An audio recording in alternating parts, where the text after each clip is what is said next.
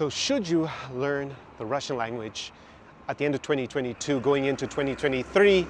Привет and greetings from Almaty in Kazakhstan. It's actually a city in which I've been speaking a lot of Russian over the last few weeks, also up in the capital Astana, because Russian is an official language here in Kazakhstan, along with Kazakh. And here we have actually the British Kazakh Technical University behind me. And since Russia's February 24th invasion of Ukraine, all things Russian, Russian culture, the Russian language, it's kind of been stained quite considerably by this aggressive action and obviously the atrocities that we've been seeing in Ukraine. So a lot of clients have been reaching out to me who have been learning Russian, asking me, Connor, is it worth learning Russian anymore? Are we going to get to use it going forward? What's the value? Should we continue on our journey? So in this video, I'm going to give you actually 3 reasons why you might want to consider still learning Russian and working on your Russian.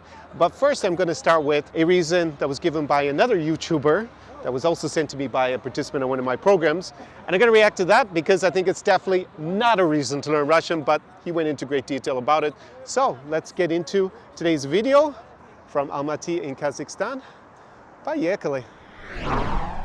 SAR Experience. So let me outline my experience with learning languages and geopolitics with the reasons so you can consider why should you value my opinion in particular. I speak Russian to about, I would say, a high intermediate level. You could say maybe low advanced, but B2 on that European Common Framework of Languages, more or less. On top of that, I have been living in this region, more or less, Eastern Europe, for the last 10 years. I actually have a background in international relations with a specialization in strategic studies, and we could call it was called in Eurasia when I studied it, but basically former Soviet Union, so Russia, Ukraine, Belarus, here Kazakhstan. And I speak and have learned a lot of languages, over 10 in fact. When I started my channel, it was actually a really geeky channel about learning languages. It was nothing to do with lifestyle in Eastern Europe. And in the last few years, in addition to Russian, I've been learning Ukrainian, Belarusian, Romanian, and now I've even dabbled a little bit in Kazakh. So I know a good bit about learning languages and the motivation for learning them, or whether it's really worth it, whether you're going to get the value on your investment. So that's just a little bit about me. And the geopolitics is actually relevant to the guy I'm about to now react to. So we're going to look at a video clip from a guy called Ari. He's from the Netherlands, and he has a channel about learning the Russian language. He speaks it to quite a high level, as you're going to see. Let's listen to what he has to say. Я считаю, что мы, как мир, могли бы избежать этой ситуации, если бы мы в последние 20 лет больше общались бы между странами. Здесь я в основном говорю о Европе и об Америке. За последние 10 лет я не слышал ни одного хорошего слова о России от средств массовой информации здесь, в Голландии. И я знаю, что это почти так же в других странах Европы и Америки. Вместо того, чтобы построить взаимовыгодные отношения между нашими странами, западный мир в основном просто боялся России. И шанс существует, что если бы наши лидеры и простые жители наших всех стран больше общались бы друг между другом, то сейчас все было бы хорошо в Украине. So there, in effect, what he gives is what I call the Esperanto argument. Now, Esperanto is an artificial language, constructed language called a conlang that was created by a guy called L.N. Zamenhof. And he was from basically the region bordering Poland and modern-day Belarus. Basically, in a nutshell, he believed that the reason why there was so much conflict in his region was because there wasn't a common language for the people there. They were speaking like Yiddish, Belarusian, Lithuanian, Polish, I guess Russian as well at the time. And he thought if he constructed a language that everybody would speak, it would be easy to learn, then there would be peace amongst the people in that region because they wouldn't have these miscommunications due to language. Now, as I pointed out in that video that I made, statistically, unfortunately, having a common language doesn't seem to be a big factor in terms of whether there's going to be war between the people there or not. Really unfortunate, because if it were the case, like Zamenhof believed, then I would be a huge advocate, obviously, of learning Russian right now, because I would think it's going to be a solution perhaps, but unfortunately it is not statistically. And if you think about some of the conflicts that Europe has had in the last, say, 30, 40 years, one afflicted my homeland of Ireland.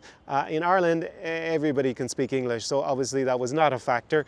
And if you look at the Balkans, those horrible Balkans war that ended up in convictions for attempted genocide in Bosnia, well, the people there, in effect, they did have a common language. They were mutually comprehensible variations on the languages there, should we say, whether it's Croatian, Serbian, Montenegrin, or Bosnian, Slovenian. Unfortunately, that's just not a good argument to make in general. And in this particular conflict, he talks about the West and also learning Russian. Russia's invaded Ukraine. As he points out a little bit earlier in his video, most people either speak or can at least understand Russian. The president of Ukraine is a native Russian speaker. It is clearly not because they couldn't understand each other linguistically that they have this war between Russia and Ukraine. And on top of that, many of the Russian elite speak very good English. So if he's talking about us learning Russian and having a common language, then that isn't really the case. And Putin himself, well, he was a KGB agent in East Germany, in Dresden, and he's reported to speak extremely good German, and Angela Merkel spoke impeccable Russian when they were dealing with each other. And in fact, she, along with what this guy advocates, actually created very strong ties between Russia and Germany in the energy sector. So they were kind of mutually dependent on each other in theory, but as we see, that is a big Achilles heel for German foreign policy and for EU energy policy, the fact that they were so tied to Russia, because Russia doesn't care so much. And why is that? Using my geopolitical background in education, it's because they have a different Weltausschauungen, which means world views. Russia doesn't believe that Ukraine has fundamentally a right to be independent of Russia. At least the Russian leadership and a large part of the Russian population believe that. And no amount of us in the West learning Russian, unfortunately, is going to change that. The stark reality is that Russia failing to capture Ukraine is actually going to be the thing that changes that worldview, hopefully, going forward. Anyways, let's go on to dovetail that into some of the reasons why you should consider actually learning Russian right now. Maybe. So I've just learned some Kazakh. So, Mahan, cocktail, Potenish, Беренис. Wow, okay. Я говорю по-казахски зараз. So did you know that Condoleezza Rice, the former Secretary of State of the US, infamously during that period when the US was invading Iraq, she actually speaks extremely good Russian. And the reason is that when she was studying, it was still the Cold War, and being a Sovietologist was a pretty good profession to get into. And for that, to understand the Soviets, well, speaking Russian was really important. It's kind of a dovetailing on what Harry said, but it's not because there's going to be necessarily peace. It's because, well, the Soviet Union was an adversary of the United States. I think that's a good key as to one of the strong reasons, unfortunately, it doesn't fill me with any joy to say this, that to learn Russian might be useful for people who are looking for a career with the prospect of a new Iron Curtain forming in Europe. And it will be formed further to the east than it was during the Cold War. It's a bit like when 9/11 happened in the US and they had to search for Arabic speakers, and learning Arabic became quite lucrative if you were looking to work for the US government. And I think we're going to have something similar if you're going to be a Russologist, I guess, as opposed to Sovietologist, or you want to work in military analysis, maybe business analysis as well going forward, then probably going to be some good career prospects. So number two, type of person who might consider still learning Russian is what was typically my clients before this war, and that is guys from the West who want to move for 3 to 12 months a year to Eastern Europe to dramatically increase their lifestyle and standard of living. That video clip that I played from Harry was actually sent to me from a guy who participated in one of my programs, Slavic Utopia Secrets Ukraine, and I've been considering moving to Kiev. And his question to me was, should he still learn Russian, because his current girlfriend from Ukraine actually only speaks in Russian with him and speaks with everyone else today in Ukrainian. So the question is, if you're looking to move to this region, is it worth learning Russian? So really depends on which country you're considering. Now, moving to Russia in this situation, I'm not going to advise it, so we'll just eliminate that. Same for Belarus, but many of you, because I actually launched last night my program for guys who want to move here to Kazakhstan. If you were considering moving to Kazakhstan, then Russian and learning Russian is going to be indispensable, because Russian is an official language here in Kazakhstan. It's one of the two, the other being Kazakh. And in reality, the most widely spoken language here in Almaty, I know it's in the capital Astana, is Russian. So definitely it is going to be of huge value to you if you decide to come to Kazakhstan and spend some time here. Now, the other locations that guys were considering, obviously we got Moldova. It's not an official language, but it is widely spoken. But I would say nowadays, if you were going to spend a lot of time in Moldova, I would say that you'd be better off learning Romanian, the actual official language, because younger people, their level of Russian is not as strong as the previous generations. And yeah, you're there beside Romania. You could also speak, I guess, Russian in Odessa and Ukraine nearby, but probably on the whole, you'd be better off learning Romanian. Now, Ukraine, assuming post-Ukrainian victory, are Ukrainians going to still speak so much in Russian in a lot of those cities that historically have been Russian-speaking? You know, Kiev already have been basically switching, and I would say that actually in the 6 months before the war, I actually thought that it was becoming more Ukrainian-speaking than Russian-speaking anyways. And with this war, that's only going to accelerate. So if you're moving to Kiev, never mind Lviv, where it's definitely the most spoken language anyways, I would say you're better off learning Ukrainian because it is the official language. And obviously with this war of aggression by Russia, they've also been decimating primarily the Russian-speaking cities. Like if you look what they did in Mariupol, where the Russian forces just absolutely razed that city, we will not know how many people they killed. It was a 95% Russian-speaking city, 500,000 people, possibly tens of thousands of native Russian speakers they actually killed. So learning Russian to speak in Ukraine after this war, it's not going to be particularly cool. I think unless you're planning to live in an overwhelmingly Russian-speaking city after this war, you're better off learning Ukrainian. So, in grosso modo, learning Russian for actually moving, it's unfortunate, but yeah, that's the reality. You're probably going to end up learning a local language as opposed to the broader traditional lingua franca in the region, Russian. Это очень красивое место, да?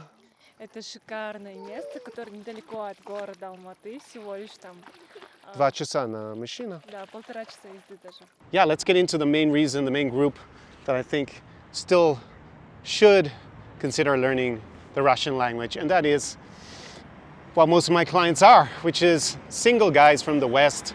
And basically the main reason, I think, being very blunt about it and candid, in late 2022, early 2023, to learn Russian is for romantic purposes. Either you have a girlfriend, a wife, a partner who is Russian speaking, native Russian speaking, wants to continue using that as the main language of communication. Russian is just spoken by so many people, probably over 300 million worldwide. And on average, the region with the most beautiful women in the world is Eastern Europe. So you're going to have just a lot of women who either speak Russian as a first language or a second language.